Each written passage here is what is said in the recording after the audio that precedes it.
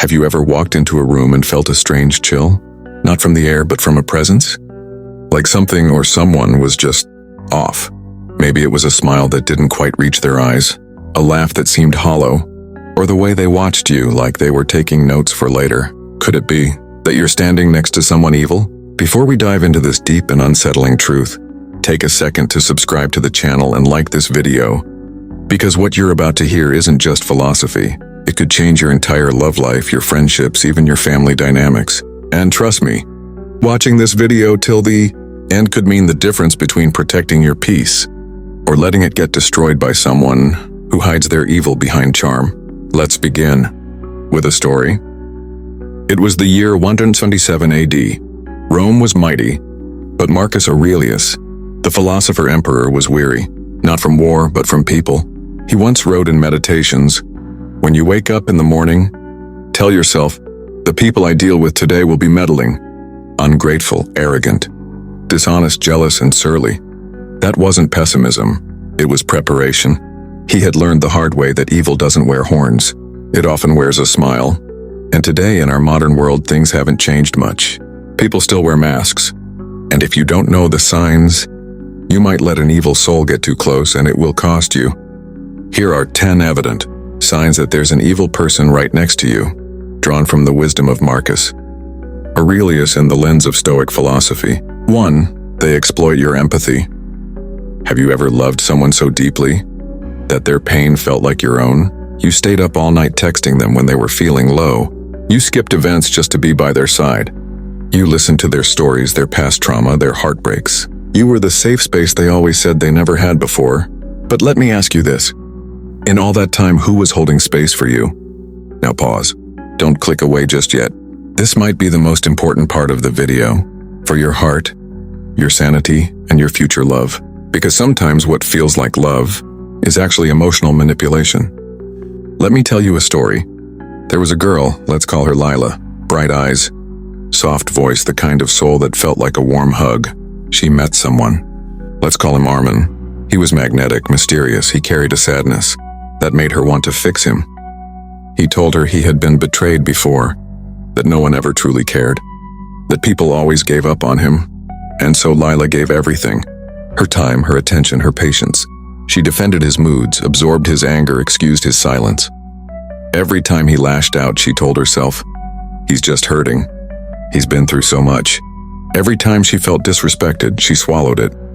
He doesn't mean it. He's healing. But here's what Marcus Aurelius would have told her if he had been alive today. The soul becomes dyed with the color of its thoughts. And Lila, she was becoming painted with his pain. She wasn't healing him. She was carrying him. And every time she tried to speak her truth, he reminded her of his trauma, until she felt guilty for even having emotions of her own. Does this feel familiar? Are you in love with someone who constantly needs saving? Someone who tells you no one else understands them like you do? Someone who pulls you close only when they need you, but disappears the moment you need them? That's not vulnerability. That's exploitation. Stoic philosophy teaches us that empathy is sacred, but only when it's mutual. Love should not feel like a rescue mission. Your kindness is a strength, not a weakness to be used. You deserve a love where your feelings are not just heard, but valued. You deserve a partner who sees your light, not just your ability to hold theirs. So before we move to the next sign, take a second. Think about your last relationship, or maybe even your current one. Is your heart safe there? Or is it slowly breaking while you're too busy holding someone else's together? Remember, evil doesn't always shout. Sometimes it cries. Sometimes it tells you, you're the only one who gets me, and then leaves you empty when they no longer need your shoulder. 2. Their charm is calculated.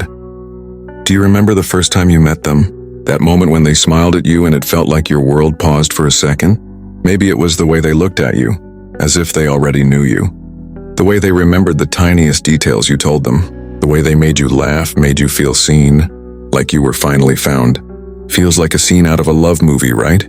But what if I told you, not all charm is sincere? What if that perfect beginning was actually a performance? Stay with me, because this might sting, but it might also save you. Let's take a story.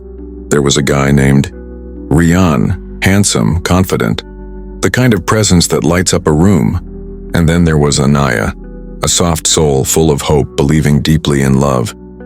When they met, it was electric. Rian knew exactly what to say. He complimented Anaya, made her feel like the most fascinating woman he'd ever met. He said, "You're not like the others. You see the world differently."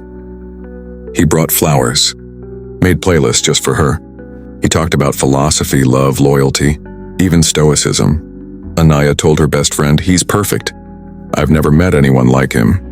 And that's the dangerous part, because everyone said the same about Rian. Every girl before Anaya thought she was the one who would be different, the one who would change him. But Rian wasn't in love. He was performing. And here's where Stoic wisdom cracks the illusion wide open. Marcus Aurelius once said, "The best revenge is to be unlike him who performed the injury."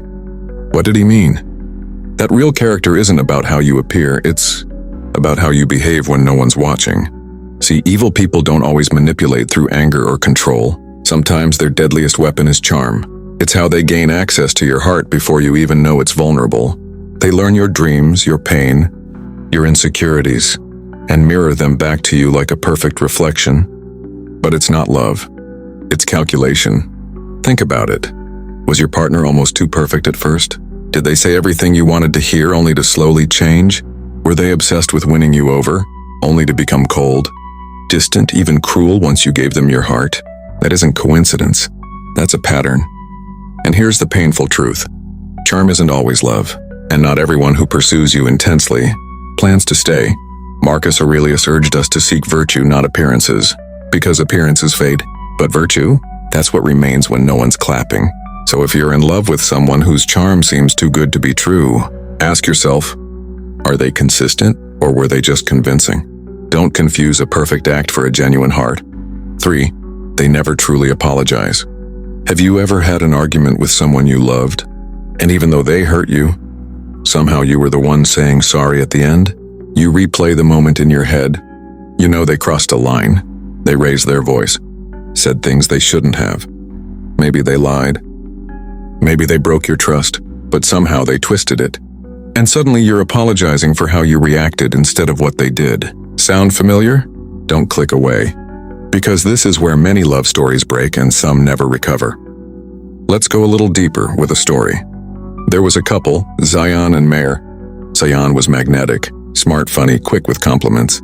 Meher felt lucky, at least at first. But as the relationship grew, things changed. Zion would say hurtful things during fights. He'd bring up Meher's insecurities, mock her dreams, sometimes even ghost her for days when they disagreed. But the strange part? Whenever Meher tried to talk about it, Zion would turn the tables. "I wouldn't have said that if you didn't push me. Why do you always take everything so personally? You're too sensitive. I was just joking." And Meher, like many of us, just wanted peace. So she said sorry again and again. Not because she was wrong, but because she was tired. Because she didn't want to lose him. That is emotional manipulation disguised as love. Marcus Aurelius, the Stoic emperor, once said, "If someone is able to show me that what I think or do is not right, I will happily change." You see, real love, real character isn't afraid to say, "I was wrong." But evil hides behind ego. It hates accountability, because to apologize sincerely would mean admitting weakness. And they'd rather burn the bridge than admit they lit the fire.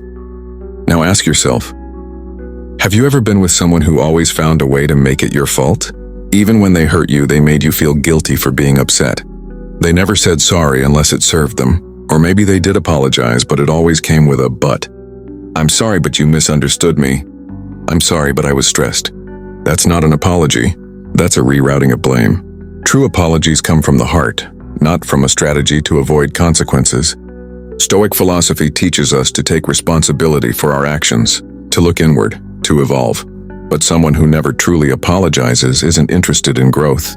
They're interested in power. And if you're always the one bending, breaking and saying sorry to keep the peace, you're not in a relationship. You're in a cycle. So ask yourself honestly, do they ever say sorry and mean it? Or do they only say it when they're afraid to lose control, or they twist your reality? Have you ever started to doubt your own memory in a relationship? You remember something clearly, what they said, what they did, but when you bring it up, they look at you like you're crazy. They say things like, "That's not what happened. You're imagining things." You always make everything worse than it is. And suddenly you start wondering, am I really that sensitive? Did I overreact? Is it me? If your heart just dropped a little, don't look away. This part of the video might be your truth in disguise. Let's go into a story. There was a girl named Aisha. She was smart, intuitive, kind. She met someone who was confident, charismatic. Let's call him Veer. In the beginning, Veer was sweet, supportive, curious about everything in Aisha's world. But slowly something began to shift. One evening she caught him texting another girl. Nothing physical, just words that felt a little too flirty. When she confronted him, he laughed. "You're seriously jealous of that? She's just a friend. You're being paranoid." She showed him the messages. Her hands trembled. Her heart raced. But he rolled his eyes. "You're overthinking. You always twist things. That's why I hesitate to talk to you." And Aisha, who only wanted honesty, began to question her own judgment. Her intuition. Her reality. That's not just lying. That's gaslighting. And Marcus Aurelius, the great Stoic philosopher, once said, "The object of life is not to be on the side of the majority, but to escape finding oneself in the ranks of the insane." What did he mean? That the world and even people we love can make us feel insane when we try to stand in our truth. But the most dangerous ones are the people who manipulate that truth to serve their own agenda. Twisting your reality is a form of control. They know what they did. They remember what they said. But if they can convince you to doubt it, then they never have to take responsibility. So let me ask you again.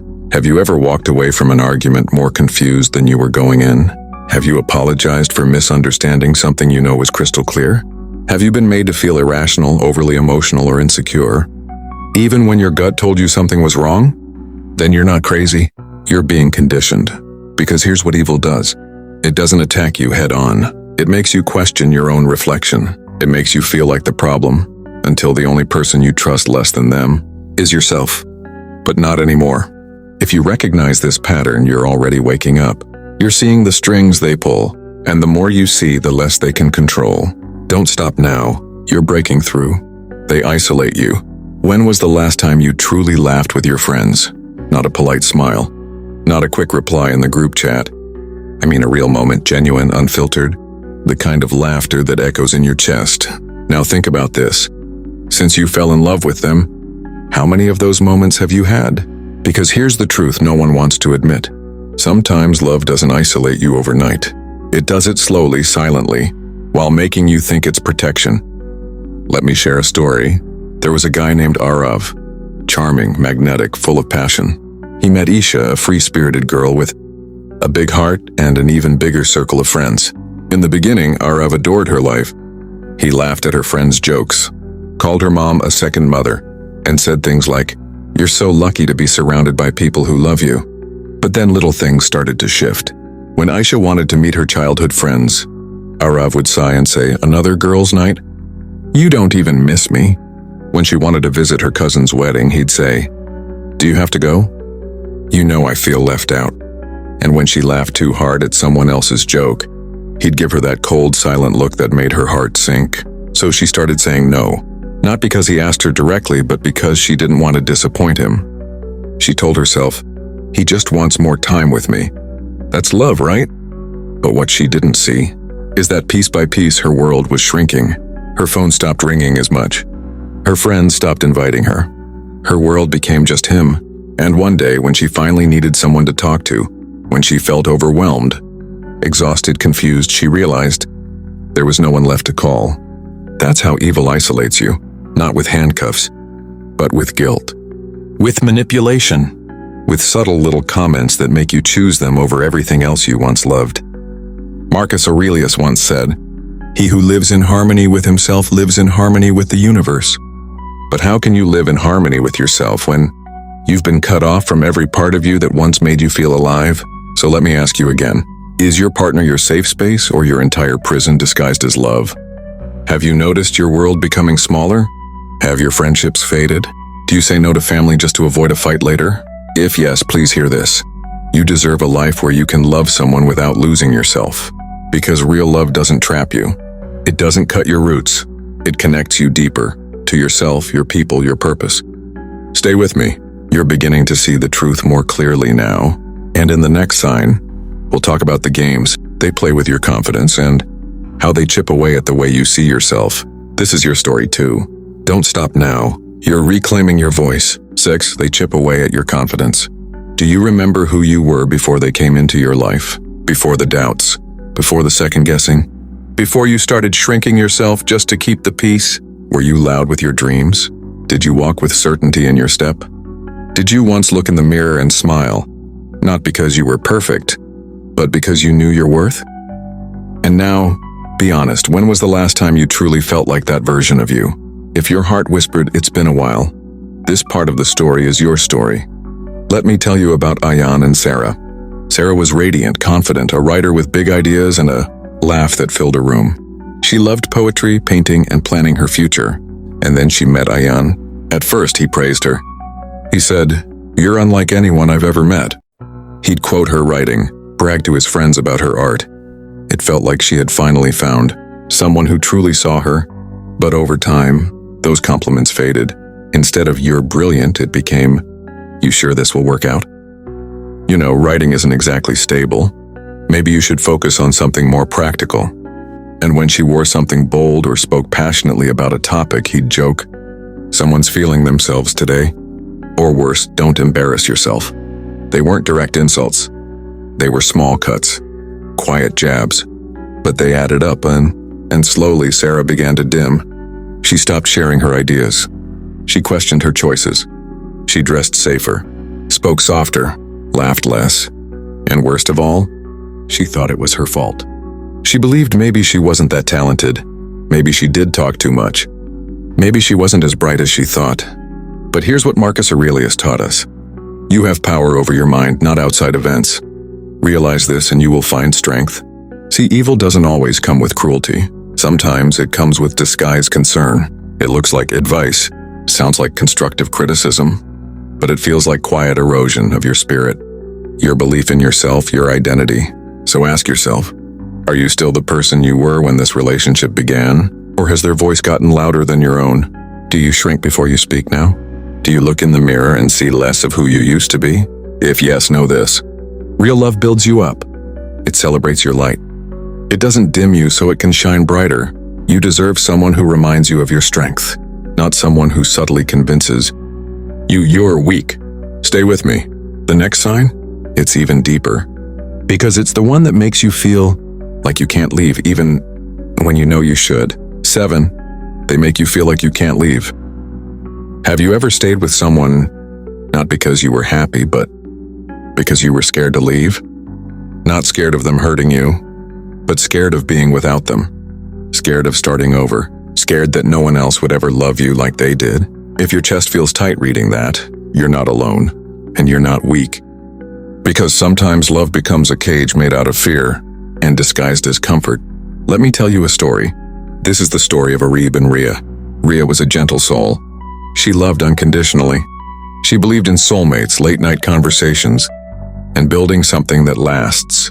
Arib was intense, passionate. At first, he made her feel like the only girl in the world. He'd say, "You're everything I've ever wanted. I don't know what I'd do without you." And it felt magical, addictive, like she had found the love story she'd always dreamed of. But with time, things began to shift. Arib became controlling, jealous, dismissive of her feelings. Some days he'd lift her up, other days tear her down. But whenever Rhea tried to leave or even thought about it, he'd pull her back in with words like, "No one will love you like I do. You'll regret it. You're nothing without me." And Rhea started to believe it.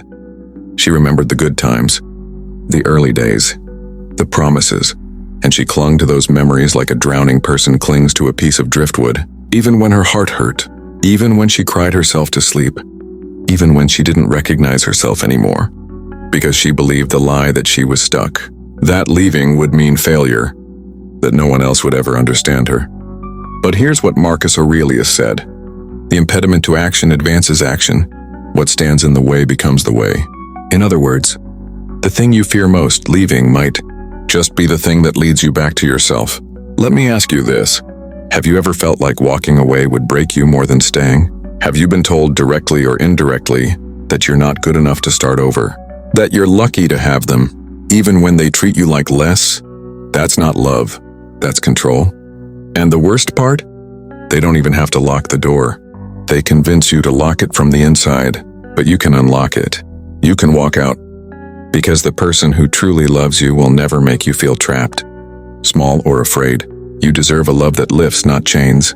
And in the next sign, we'll talk about the way they feed on your pain and why that's the darkest red flag of all. 8. They feed on your pain. Have you ever cried in front of someone you loved? And instead of holding you, they watched you like they were entertained. Not with love, not with empathy, but with a coldness that made you feel even more alone than when you started crying. If you've ever broken in front of someone and they didn't break with you, this sign may hit close to home. Because evil doesn't always scream. Sometimes it just watches you bleed and smiles quietly. Let me share with you the story of Nina and Kabir. Nina was light. She gave without limits. When she loved, she poured herself into it fully, deeply, completely. And when Kabir walked into her life, she felt like the universe finally sent her someone who understood her depth. In the beginning, he did. He listened. He asked her about her past, her fears, her heartbreaks. She opened up like a diary in his hands. It felt safe. But then something strange began to happen. Whenever Nina was hurt or upset, Kabir didn't comfort her. He studied her, almost like he enjoyed the power he had in those vulnerable moments. If she cried because of something he did, he wouldn't apologize. He'd say things like, "You're too emotional. You always ruin the mood. This is why no one stays with you." And just like that, her pain wasn't something to heal. It was something to use. You see, when someone feeds on your pain, they don't want to fix what's broken. They want to watch you break again and again, because that's when you're easiest to control. It's psychological warfare. Kabir knew exactly how to make Nina feel small, so she'd keep begging for his love. He knew how to twist the knife when she was already down. And somehow, she kept hoping he'd be the one to lift her back up. But Marcus Aurelius once said, "To love only what happens, what was destined." No greater harmony. And Nina eventually realized, pain wasn't meant to be a part of love's daily rhythm. Suffering isn't romance. And people who love you don't use your pain. They shield you from it. So let me ask you, do you feel like your pain is fuel for someone else's ego? Do they become colder when you need warmth most? Have you ever broken down and felt judged instead of loved? If yes, hear this. You are not too sensitive. You are not too broken. You are not a burden. You're simply in the presence of someone who cannot love without harming, and that's not your fault, but it is your turning point. 9. They make you feel like the villain. Have you ever apologized for things you didn't do, just to keep the peace? Have you found yourself saying, "I'm sorry," even when deep down, you knew you were the one hurting? If so, let me tell you something you might not have heard enough. It's not always your fault. But when you're with someone toxic, especially someone who knows how to twist words, they will make you believe it is. Let's talk about Zoya and Ishan. Zoya was warm. She loved deeply, spoke honestly, and had a heart that always tried to understand before judging. Ishan? He was intelligent, charismatic, and very, very good at flipping the script. At first, every disagreement felt like a misunderstanding, an innocent clash between two different people. But slowly the pattern became clear. Whenever Zoya voiced a need, Ishan accused her of being needy. If she expressed hurt, he'd say she was overreacting. And when she cried, he'd tell her, "You're always trying to make me look like the bad guy." Over time, Zoya started questioning herself. Was she too dramatic? Too sensitive? Too much? She'd lie awake at night, replaying every conversation, every look, every silence. She began to walk on eggshells, terrified that one wrong word would spark another emotional explosion. She felt like she was the problem. But here's the brutal truth. That's exactly what he wanted. Because people like Ishan, they don't take accountability. They rewrite the narrative so you become the villain in your own story. Marcus Aurelius once wrote, "If someone can prove me wrong and show me my mistake, I will gladly change. For it is the truth I seek." But in a toxic relationship, truth is not something they seek. Control is. If you've ever found yourself apologizing for simply expressing a boundary, feeling guilty after standing up for yourself, or questioning your memory after an argument, you might be experiencing emotional Manipulation known as gaslighting, where they twist facts until you question your reality. So let me ask you again, have you become the villain in their story? Just because you finally spoke up? Think about the person you were before all this. Think about your laughter, your fire, your truth. That person isn't gone. They're just buried beneath the weight of someone else's false narrative. Real love doesn't make you feel guilty for having feelings. Real love doesn't blame you for its wounds. Real love doesn't make you feel like the enemy in your own relationship. You're not the villain. You're the survivor, and you're not alone. Because in the final sign, we'll uncover the darkest truth, how they never change, but always promise they will. 10. They never change, but always promise they will. Have you ever believed in someone's words more than their actions? Have you ever held on to a promise even when the truth was staring you in the face? Have you ever found yourself waiting year after year for someone to change when you knew they never would? Because here's the heartbreaking reality. Sometimes, people promise change because they know it's the only way to keep you around. Let me tell you about Anika and Raj. Anika was a dreamer. She saw the best in people, especially Raj. She believed in second chances, in love's ability to heal, and in the possibility of growth. Raj was charming, full of charisma, and always had the right words when things went wrong. He'd say things like, "I'll change, Anika, I promise I'll do better this time. I know I messed up, but you know I love you. Give me one more chance." And Anika? She believed him. She wanted to believe that people could change, that the person she loved could be the person she hoped for. So she gave him the benefit of the doubt again and again. After every fight, she'd forgive him. After every broken promise, she'd wait for the next one. But time and time again, Raj's actions didn't match his words. The promises started to feel empty. The apologies became a routine. The change never came, and every time she called him out on it, he'd say, "You're being too harsh. Why can't you just forgive me?" It wasn't just one broken promise. It wasn't just one mistake. It was a pattern, the same pattern that continued to hurt Anika again and again. But here's the real question that I want you to think about. How many times do we forgive someone, hoping that this time will be different, only for the cycle to repeat? Anika's love for Raj was deep, but it was also fragile. Every time he promised to change, she held on to hope like it was a lifeline. But with every empty promise, a piece of her faith chipped away. She began to ask herself, am I holding on to him, or am I holding on to an illusion? Because here's the truth that Marcus Aurelius understood. The best revenge is to be unlike him who performed the injury. If someone keeps telling you they'll change but never do, don't wait for them. Don't let empty words keep you tied to someone who is unwilling to grow. The promise of change is just a way to keep you invested. Even when they don't have the intention to change at all, you deserve more than someone's promises. You deserve someone who shows you their love every single day, not just when it's convenient. So ask yourself this, are you waiting for a change that's never going to come? Are you staying because of a promise, or because you believe in your own strength to let go and move forward? Because the truth is, change begins with you. If you've been waiting for someone else to change for you, it's time to look inward. You deserve someone who loves you as you are, someone who shows up not just in words but in actions, someone who doesn't need to promise because they prove it every day. And with that, we've come to the end of this journey. The signs are clear now, aren't they? But remember, it's not about the signs of evil in others, it's about your own power to recognize your worth and make the decision to never settle for less. Now, before we close, here's something you need to understand. Evil isn't always dramatic. It's not always a murderer or a villain in a film. Sometimes evil wears a hoodie and asks you how your day was. Sometimes it's in your friend group, or lying next to you at night.